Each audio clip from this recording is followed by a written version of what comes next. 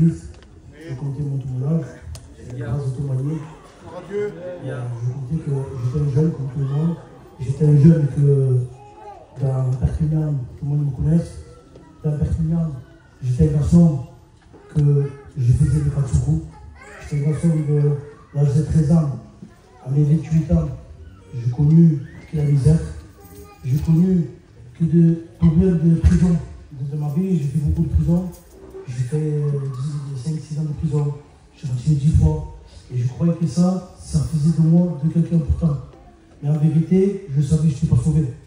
J'étais un garçon que je faisais trop, je me battais trop. Chaque jour, je faisais une bagarre sur bagarre. Et dans ma vie, si m'arrivait, je demande pardon à l'église, je demande pardon aux anciens.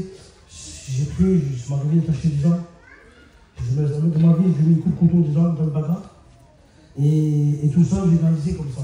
J'ai grandi comme ça. Ma vie était comme ça. Et je connaissais Dieu. Je savais qu'il y avait un Dieu vivant. Je savais que Dieu était là pour moi. Et je suis rentré dans les réunions. Et dans les réunions que je suis rentré, j'ai resté 3-4 mois, 5 mois, mais je savais que Dieu voulait changer ma vie. Et quand je savais que Dieu voulait changer ma vie, eh bien, j'étais quelqu'un que je partais. Je ne veux pas que Dieu change. J'étais bien comme ça. Et quand je suis rentré comme ça, eh bien, je savais que dans des moments de ma vie, j'ai passé des moments de stress, des angoisses. Je faisais des pressions, en cachette, je pleurais. Devant ma famille, devant mes amis, j'étais quelqu'un de fort, quelqu'un que tout va bien. Tout va bien.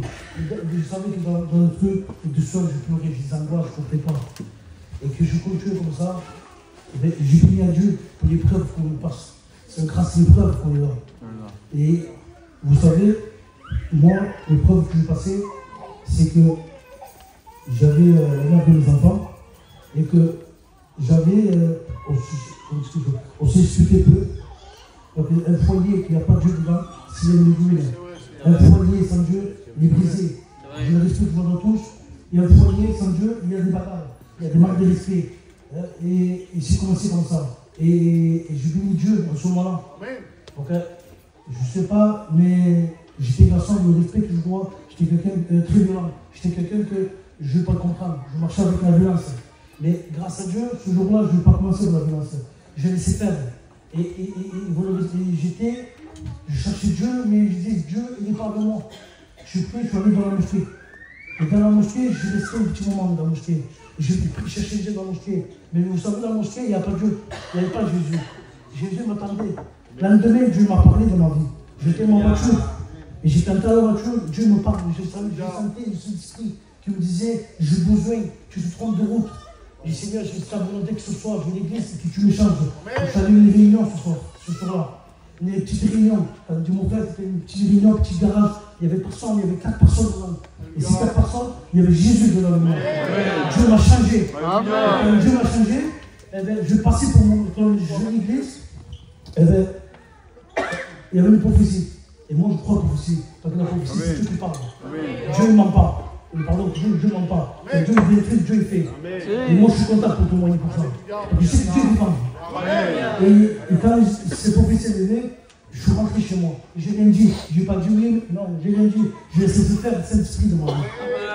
Et ce jour-là, c'était un dimanche. Et ce dimanche-là, il m'a dit, je me rappelle comme là, il m'a dit, Vicente, prends les sous du reste. Va au restaurant. Va manger tout seul. Et moi, j'ai dit non. Pourquoi tu ne viens pas avec moi? Avec les enfants, on mange un couple, comme ton fait. Non, non, non.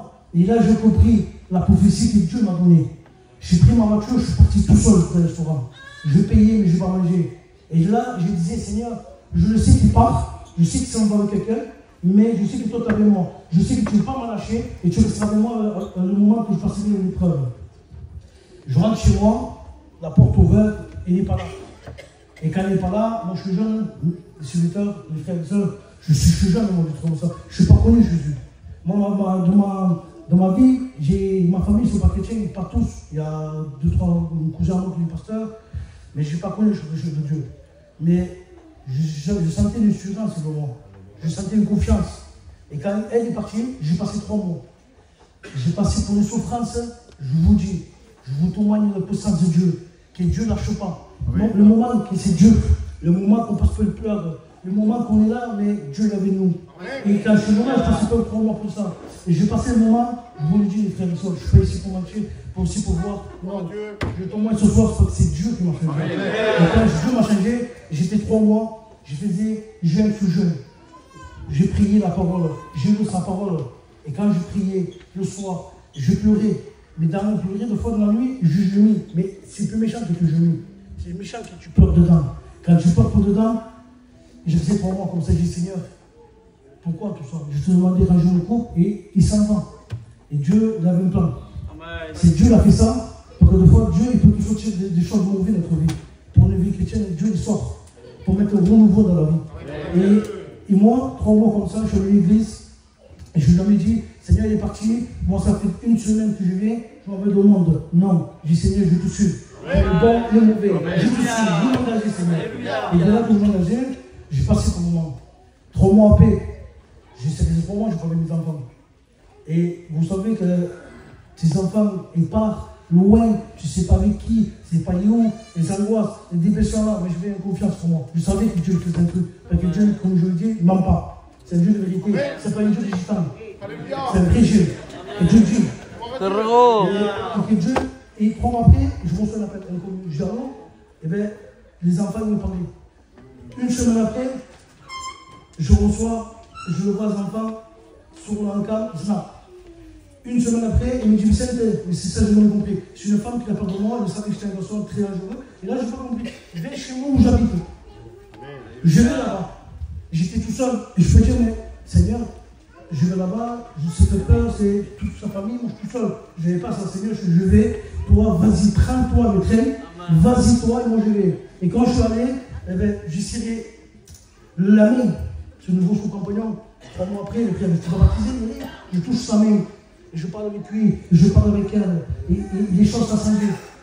Ça fait 1 an et demi que je vais. Dans 10 jours, je passe le baptême. Vous savez, l'ennemi, il me tape. Il me prend pour toute une couche.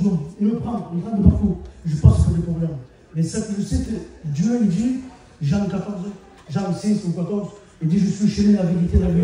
Mais quand il dit, je suis le chemin, la vérité, ça veut dire, sur le chemin, ça veut dire, je marche, avec le deuil, avec des problèmes. Mais Dieu est toujours avec moi. Dieu est toujours avec moi. Il a fait pour moi. Merci. Dieu est